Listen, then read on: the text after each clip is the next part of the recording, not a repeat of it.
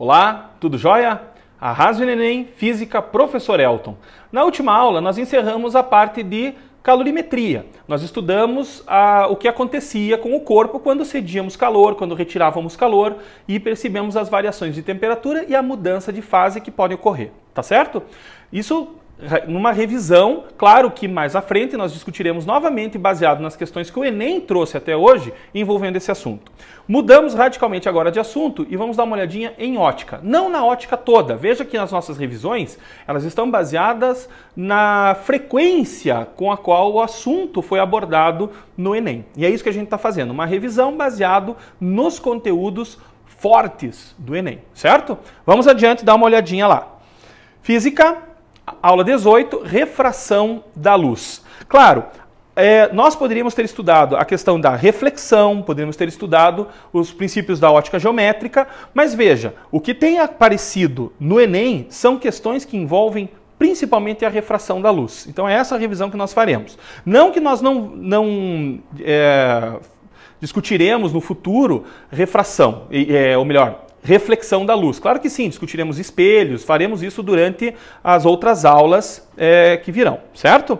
Então, a refração da luz, a figurinha é bem interessante, tem um senhor sentado dentro de uma, vamos chamar de uma piscina, com água, né, uma borda de vidro, e a gente percebe que o pescoço dele está deslocado em relação ao pescoço, ou melhor, o corpo todo, o tronco dele, está deslocado em relação à posição da cabeça, e também o próprio braço, reparem, ele está segurando um cartazinho, numa brincadeira, dizendo que física é engraçada, e ele usa ali pro fun, né, ele usa até um PH, para tentar deixar a coisa mais engraçada. Cuidado que o inglês aí está meio na brincadeira, certo?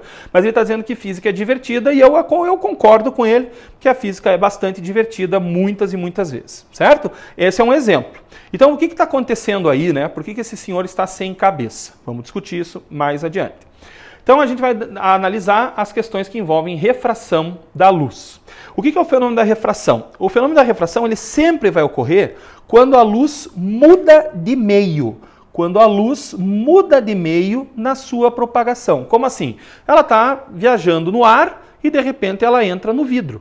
Ou a luz do sol vem viajando durante algum tempo no vácuo e entra na atmosfera terrestre, né? Oxigênio, nitrogênio, ou seja, o nosso ar. Então isso é uma mudança de meio na propagação da luz, certo?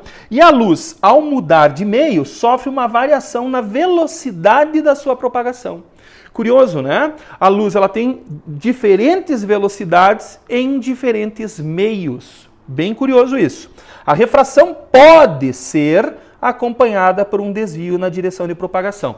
Veja, tem uma coisa muito importante aqui nesse texto, que ele está dizendo o seguinte, olha, a refração da luz envolve a mudança de velocidade da luz em diferentes meios. É isso que ele disse. Aí, num outro momento, ele diz assim, olha, pode acontecer uma mudança na direção de propagação. Então, se você fosse dizer o que é a refração, você vai dizer que é em virtude, a refração ocorre em virtude da mudança na velocidade de propagação da luz de um meio para o outro, certo? Que pode, eventualmente, vir acompanhada de um desvio. Tá certo? Tudo bem?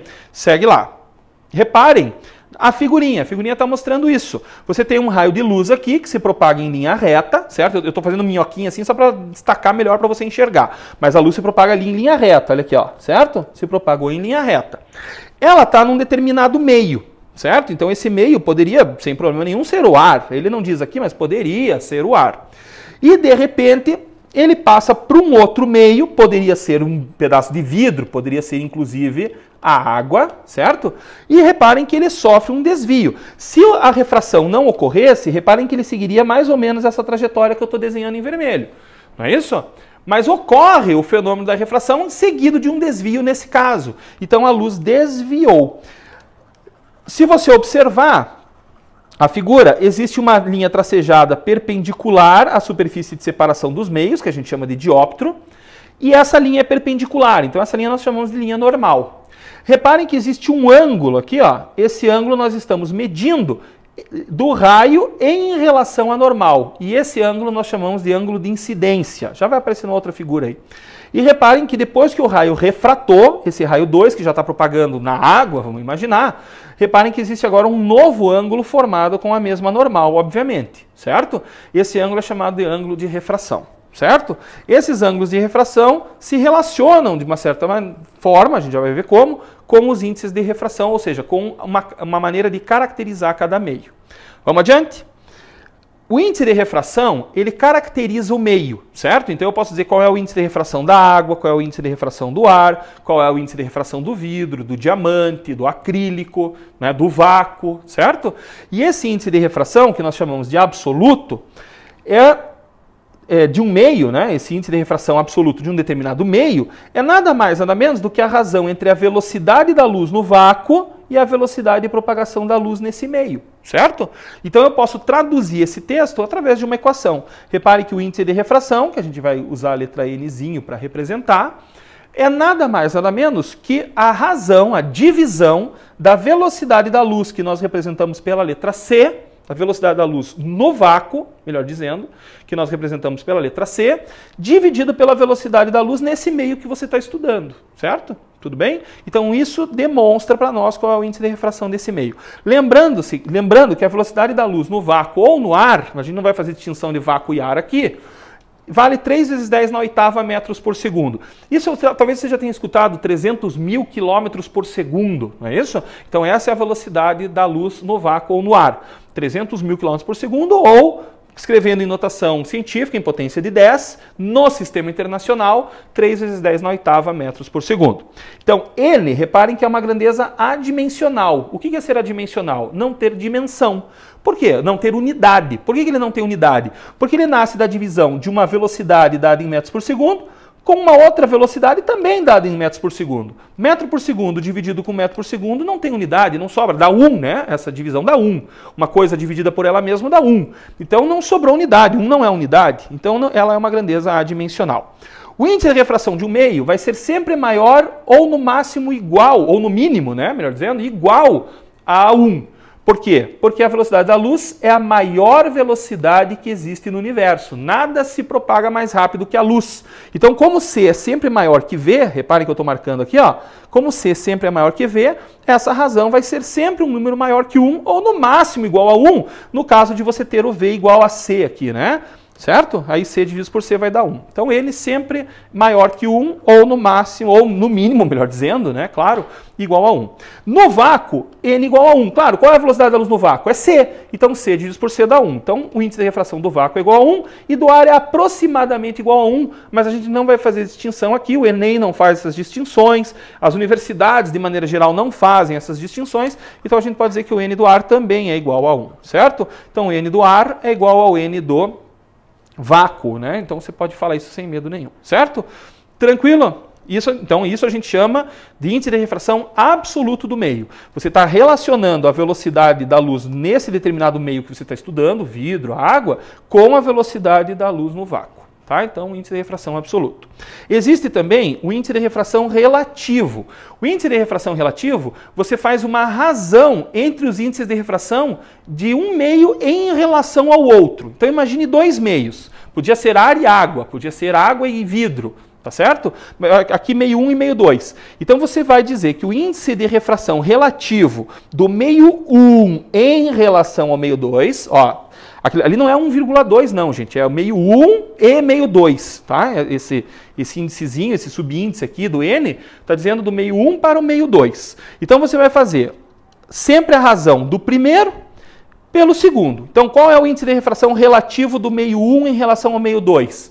Índice de refração do meio 1, porque é o primeiro que apareceu aqui, dividido pelo índice de refração do meio 2, porque é o segundo que apareceu aqui, certo? Se você quisesse saber qual é o índice de refração relativo do meio 2 em relação ao meio 1, olha como é que você ia fazer. N do 2, que foi o primeiro que apareceu aqui, dividido pelo índice de refração do 1, que foi o segundo que apareceu, certo? Então é fácil de lembrar porque é sempre o primeiro dividido pelo segundo. Então índice de refração do ar, né, vamos brincar aqui, índice de refração do ar em relação à água, qual é? Como é que você vai fazer isso?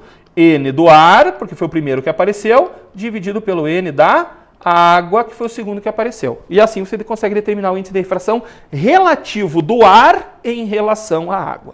Tá claro, gente? Tudo bem? Então tá aí. Claro que, se você olhar bem, se você prestar atenção na matemática da coisa aqui, o índice de refração do meio 2 em relação ao meio 1 é o inverso do índice de refração do meio 1 em relação ao meio 2. Certo? É só pegar o inverso. Tudo bem? Tranquila a ideia? Adiante. O índice de refração, ele também pode ser obtido através da razão entre velocidades. Afinal de contas, a refração envolve velocidades. A gente viu isso já no primeiro slide. Então vamos brincar um pouquinho. Ó. Índice de refração do meio 1 em relação ao meio 2. Ora, índice de refração do primeiro dividido pelo índice de refração do segundo. O 1 que apareceu primeiro dividido pelo 2 que veio depois, certo? Mas nós vimos que o índice de refração do meio 1 é a velocidade da luz dividido pela velocidade da luz nesse meio 1. Dividido pelo N2. Quem é o N2? Velocidade da luz no vácuo, C, dividido pela velocidade da luz nesse meio 2. Não é isso? Então eu estou fazendo uma divisão aqui, fração de fração, certo? Como é que resolve isso? Sim, tudo bem, gente, de onde saiu esse C e esse V? Dessa equação aqui, ó. Aqui, ó. Eu usei isso aqui, ó. Onde tem o N1, eu escrevi C sobre V1. Onde tem o N2, eu escrevi C sobre V2. Tá claro isso, né? Opa, botei demais. Tá aqui. Então foi isso que eu fiz. No lugar desse N, C sobre V1. Ó. No lugar desse N, C sobre V1. No lugar desse N2, C sobre V2. Eu usei aquela equação. E aí eu tenho essa divisão, né, de frações. Então eu repito a primeira, multiplico pela segunda invertida. Este C com este C eu posso simplificar, fica V2 sobre V1. V2 sobre V1. Então olha que coisa louca. Veja só.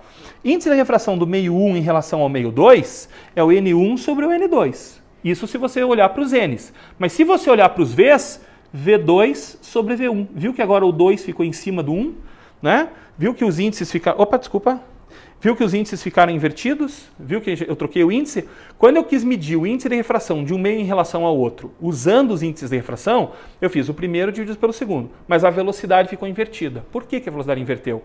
Porque velocidade e índice de refração são grandezas inversamente proporcionais. O que isso quer dizer? Quanto maior o índice de refração de um meio, menor é a velocidade da luz naquele meio. Tá certo? Quanto maior o índice de refração, menor é a velocidade da luz naquele meio. Por causa dessa relação inversa, quando você vai determinar o índice de refração em função das velocidades, você tem que trocar. É o segundo dividido pelo primeiro. Claro que você não vai lembrar assim, você vai lembrar que tem que inverter, certo? Tudo bem? Vamos adiante. Então, o que eu ganhei com isso?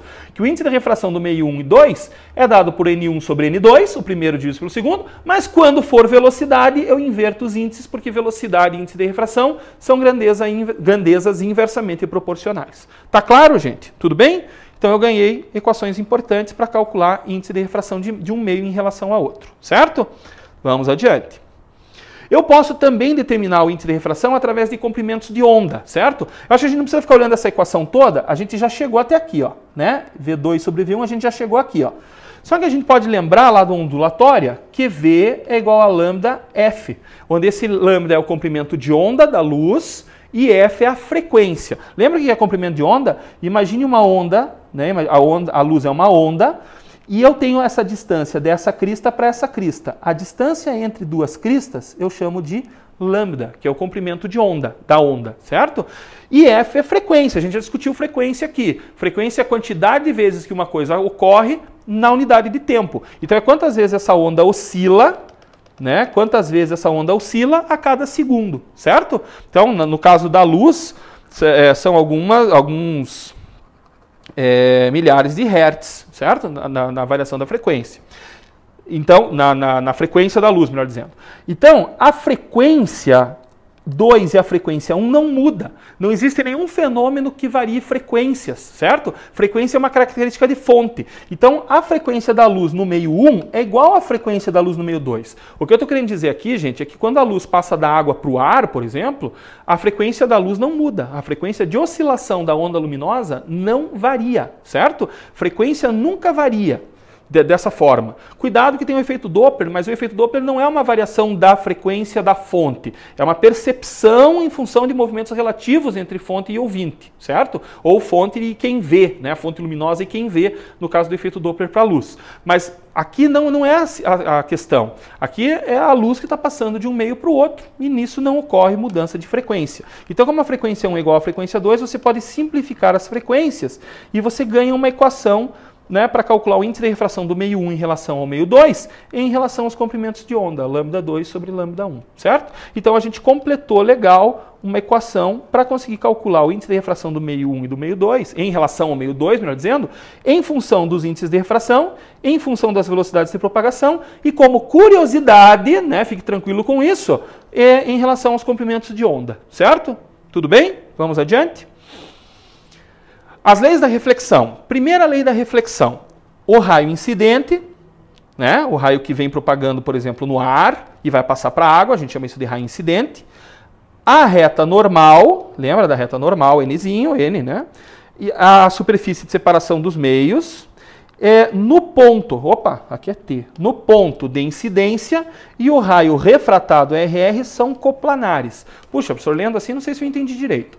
Ele está dizendo o seguinte, ele está dizendo que esse raio de luz aqui, que é o raio de luz incidente, anormal e o raio refratado estão no mesmo plano. É isso que é ser coplanar, certo? Então ele disse simplesmente que o raio incidente, anormal e o raio refratado estão no mesmo plano, certo? Você pega uma folha de papel, vamos imaginar, a folha de papel é um plano, então todos esses raios de luz estão, esses dois raios de luz mais anormal, melhor dizendo, estão no mesmo plano. Nunca acontece, por exemplo, da luz chegar nesse plano aqui, refratar e sair para lá, assim, ó. Isso nunca acontece. Se ela chegou nesse plano, ela vai refratar e vai refratar continuando nesse mesmo plano. Ela não vai mudar de plano. Certo? Essa é a primeira lei de reflexão, penso que bem tranquilo de entender, não é isso? Raio incidente, normal e raio refratado são coplanares, ou seja, estão sempre no mesmo plano. Tranquilo? Vamos lá. Se você lembra das leis da reflexão, essa também é uma lei da reflexão. O raio incidente num espelho plano e o raio refratado, refletido, melhor dizendo agora, também são coplanares. O raio incidente num espelho, anormal ao espelho, e o raio que refletiu também são coplanares. Certo? Então também é uma lei lá da reflexão, que se repete aqui na refração. Tudo bem? Voltando. Adiante. E a segunda lei, ela vai envolver justamente os índices de refração e aqueles ângulos de incidência e ângulo de refração que eu falei para vocês.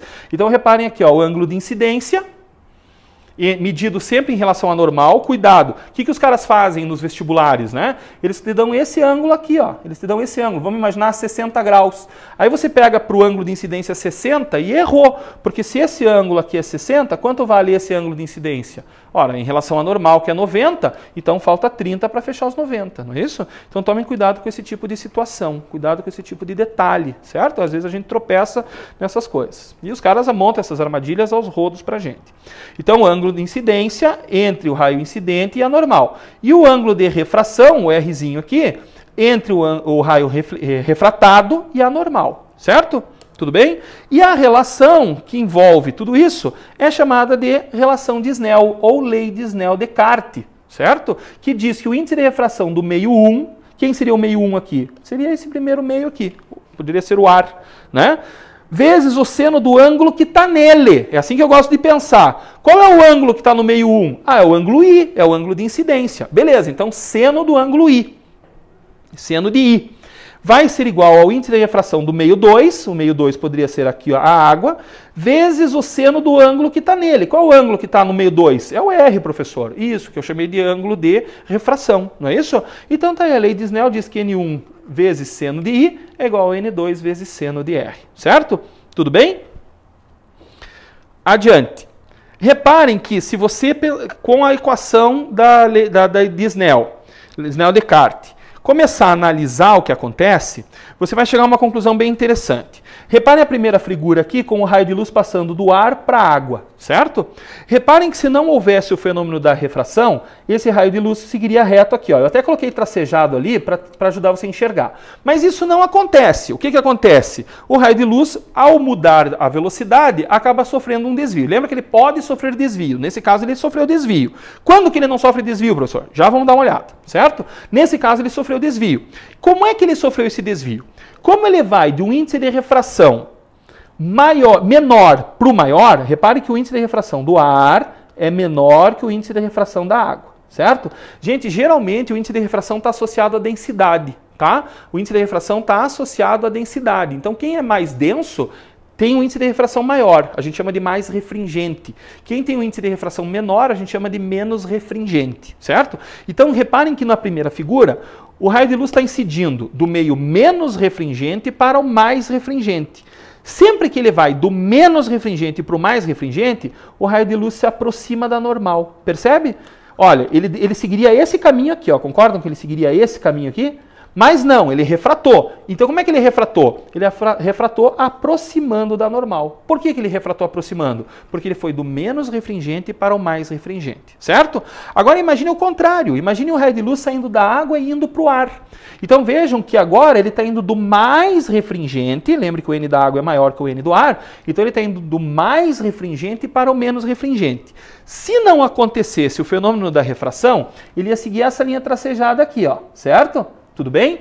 Mas não, ocorreu o fenômeno da refração com desvio. Mudou a velocidade de propagação, mas também sofreu desvio. E como é que ele sofreu desvio? Agora, como ele foi do mais refringente para o menos refringente, ele afastou da normal. Reparou que ele afastou? Ele não aproximou aqui, ó. Ele, pelo contrário, ele afastou da normal. Então, vale a pena esse jeitão de pensar, porque pode te ajudar em vários exercícios, né? Passou do meio menos refringente para o mais refringente, aproxima da normal. Do mais refringente para o menos refringente, afasta da normal. Certo? É bacana se você conseguir guardar isso. Valeu? Vamos adiante. Outra questão importante é a questão do ângulo limite e da reflexão total. Só que ângulo limite e reflexão total são fenômenos que ocorrem única e exclusivamente se o raio de luz passar do meio mais refringente para o menos refringente, certo? Então você tem que pensar assim, esse fenômeno chamado ângulo limite ou reflexão total só ocorre se o raio de luz estiver passando, por exemplo, da água para o ar. Da água para o ar, senão não ocorre. Então olha aqui o caso onde não sofre desvio, ó, quando o I é igual a zero. Né? Professor, mas o I aí não é 90? Não. Lembre que você mede sempre em relação à normal. Então a normal está aqui, não está aparecendo porque as setinhas estão em cima. Então o ângulo de incidência é zero. Então o ângulo de refração também é zero. Certo? Então esse é o caso, gente. Incidência perpendicular à superfície de separação dos meios ou uma incidência com o ângulo de incidência igual a zero, o raio de luz não sofre desvio. Mas, professor, se ele não sofre desvio, ele não refrata. Errado. Cuidado aqui, né? Se ele não sofre desvio, ele refrata? Sim, ele refrata, porque a refração envolve principalmente a mudança de velocidade. Mudou a velocidade da água para o ar, por exemplo? Sim, mudou. Então o raio refratou. Ah, professor, mas refratou sem sofrer desvio. Isso, refratou sem sofrer desvio. Tá certo? Mas refratou. Beleza? Vamos adiante. Olha o segundo caso. Olha o que aconteceu. Agora, o I, em vez de zero, o I tem um determinado valor. Repare que você afastou ele um pouquinho para cá, ó, na próxima figura, certo? O que aconteceu com o raio de luz refratado? Ele afastou da normal. Claro, era de se esperar que ele afastasse da normal, porque está indo do mais refringente para o menos refringente. Lembre que aqui o meio B é mais refringente e o meio A é menos refringente, certo? Aí aconteceu uma coisa legal. Você chegou num I igual a L, esse L é de ângulo limite, L de limite, certo? Onde ocorreu o seguinte, como esse raio de luz refratado foi afastando a normal, foi afastando a normal, foi afastando a normal para os diferentes ângulos que você foi colocando, chegou uma hora que para um determinado ângulo I, chamado ângulo limite L, a incidência foi rasante. Olha, o raio de luz está saindo rasante a superfície. Tá certo? Tudo bem? Então a ideia, gente, é que se você estivesse segurando, por exemplo, uma bola aqui, eu veria a bola como se ela estivesse na superfície da água. Nossa, professor, que doido. Mas você que já brincou na piscina sabe que isso pode acontecer, não é isso? Agora, se você ainda aumentar um pouco mais o ângulo, de formas que ele seja maior que o ângulo limite, veja que este I agora é maior que o ângulo limite, não tem mais como incidir rasante, já incidiu rasante. Então agora o raio de luz volta para o meio da onde ele veio. Ora, mas professor, isso caracteriza um outro fenômeno, chamado reflexão. Isso mesmo, onde o I é igual ao R, lembre disso, né? O I é igual ao R. Então ocorreu nessa situação a reflexão total. Então quando ocorre a reflexão total? Quando o ângulo de incidência é maior que o ângulo limite. Tá claro? Se você quiser calcular o ângulo limite, é tranquilo, ó. Seno de L, né, seno do ângulo limite, vai ser o índice de refração do menor meio, Quem seria o menor meio ali? O ar, certo? Dividido pelo índice de refração de maior índice de refração. Pelo meio cujo índice de refração é maior. No caso, a água. Então, se você pegar o índice de refração do ar, que é o menor, no exemplo que eu dei, dividido pelo maior, que é a água, você vai encontrar um valor. O seno de L é igual a esse valor. Então, o arcosseno, né, o arcosseno que é igual a L, vai ser o ângulo limite, certo? Tudo bem? Claro que para esses casos, gente, os vestibulares, o próprio Enem, colocam uma razão aqui que vai dar um seno tranquilo de encontrar naquela tabela, né? Que eu já falei para vocês que eu substituí lá, então é bem fácil encontrar o valor naquela tabela, certo? Então, seno de L é igual a raiz de 2 sobre 2. Aí você falou, opa, peraí, esse L é de 45 graus, certo? Aonde que tem uma aplicação bacana disso? Na fibra ótica. Na fibra ótica, o sinal luminoso, né? Que transporta as informações de computador para computador e assim vai, utilizam a reflexão total para transmissão de dados. Então, reparem esse raio vermelho, ó, ele reflete completamente dentro da fibra. Claro, a tendência, veja, que a fibra tem um índice de refração, é um quartzo, né, um cristalzinho. Então, o índice de refração desse cristal é maior que o índice de refração do ar. Então, o raio de luz está tentando passar do meio mais refringente para o menos refringente. Só que o ângulo aqui, ó, esse ângulo aqui, é maior que o ângulo limite. Ora, então vai ocorrer o fenômeno da reflexão total. Tá claro? Legal? Uma aplicação tecnológica para esse fenômeno. Bem interessante, diga-se de passagem. Tranquilo até aqui, gente? Muito bem. Façamos nesses minutos que nos restam alguns exercícios para ilustrar isso que a gente discutiu a respeito do fenômeno da refração. Certo? Vamos lá. Exercício 1. Um raio de luz que incide em uma interface ar-vidro, fazendo um ângulo de 60 graus com a normal, é refratado segundo um ângulo de 30 graus. Se a velocidade da luz no ar vale c, qual a sua velocidade no vidro? Olha só, daí tem que marcar a letrinha lá. Então vamos identificar. Esse cara aqui é normal, esse raio de luz é o raio incidente, esse aqui é o raio refratado. Quem é esse 60? É o I, né? É o ângulo de incidência, 60 graus. Quem é esse 30? É o ângulo de refração, 30 graus, certo? Nesse tipo de fenômeno, qual é a lei que me permite calcular isso? Lei de Snell-Descartes. Muito bem. Então, vamos lá. Vamos usar a lei de Snell. Só que eu escrevi ela de um jeito diferente. Veja se você identifica, ó. Eu escrevi N1 sobre N2 é igual a seno de R sobre seno de I. Você concorda que isso é a lei de Snell? Multiplica cruzado N1 seno I igual a N2 seno R. Concordam? Só que eu escrevi desse jeito, certo? Só que aí você poderia lembrar assim, professor, mas espera aí, N1 sobre N2 não é o índice de refração do meio 1 em relação ao meio 2? Sim, muito bem. Então eu posso igualar isso à razão entre as velocidades. Só que velocidade é inversamente proporcional aos índices de refração. Então eu troco os índices, V2 em cima e o V1 embaixo. Beleza? Então eu escrevi essa equação desse jeito aqui, ó, certo? Tudo que a gente tinha visto até agora está sintetizado de certa forma. Faltou aí o lambda, né? Faltou aí o lambda. Mas, de qualquer forma, o que a gente viu está sintetizado nessa equação. Claro que eu não tenho os índices de refração. Ele não falou, pode ver, volte lá no texto depois, pode ver, ó, posso até voltar aqui para você, ó, pode ver que ele não fala a respeito dos valores do N, nem na figura tem. Então eu não vou usar os N's, então esse pedaço da equação eu não vou precisar usar. Eu vou usar só esse pedacinho que envolve os ângulos e as velocidades. Tá claro, gente? Tudo bem? Então agora vamos substituir. Seno de R, R não é o 30? Então escreve seno de 30, tá aqui, seno de 30. Dividido pelo seno de I, o I não é o 60? Então seno de 60, tá lá. Velocidade no meio 2, que é o que a gente quer descobrir, não é isso? A gente quer saber qual é a velocidade nesse meio aqui, né? Tudo bem? A gente quer saber qual é a velocidade no vidro. O vidro é o segundo meio aqui, ó. Então a gente quer saber, então o ponto de interrogação está aqui. O índice de refração, aliás, desculpa, eu não preciso do índice de refração do ar. A velocidade da luz no ar, eu sei qual é. Ele disse no texto, vale C. Então vamos substituir. Então, V2, eu quero calcular. Velocidade no ar, que é o meio 1, é Czinho. Então eu coloquei Czinho lá, certo? Agora tem que ir naquela tabela, tá bom? Vai naquela tabela, que eu já falei para vocês que eu corrigi, né? Na aula mesmo eu tinha corrigido, mas eu coloquei de novo lá, quando você receber esse material, vai estar bacana na sua mão, não vai ter confusão nenhuma. Então, ó, seno de 30 graus, meio. Seno de 60? Seno de 60? Que coisa esquisito isso aqui.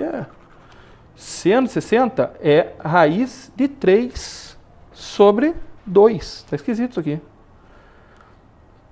Saiu errado aqui. É raiz de 3 sobre 2. Tudo bem? Ó, pode ver que aqui saiu errado.